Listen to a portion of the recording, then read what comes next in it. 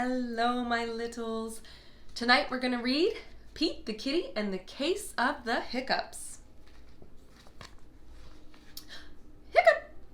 Oh no, Pete has the hiccups. Hiccup, hiccup!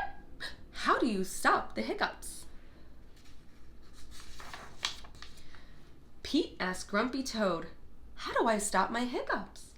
"I know," said Grumpy Toad. "You stand on one foot."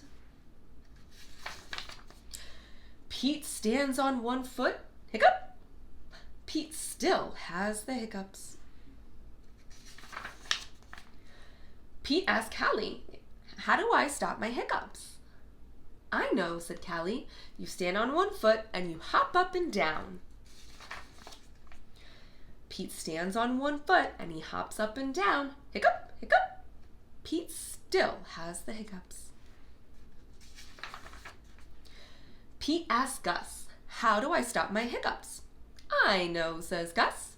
"You stand on one foot, you hop up and down, and you sing a song."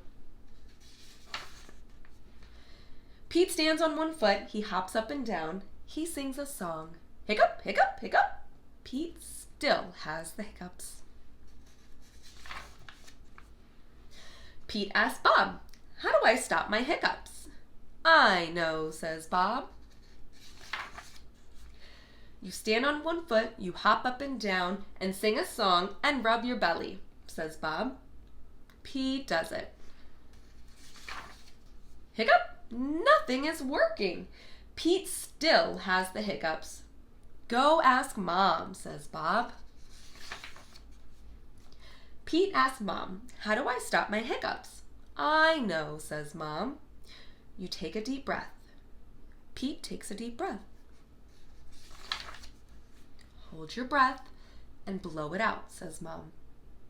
Pete holds his breath. Pete blows out his breath. "That's it?" Pete asks. "That's it," says Mom.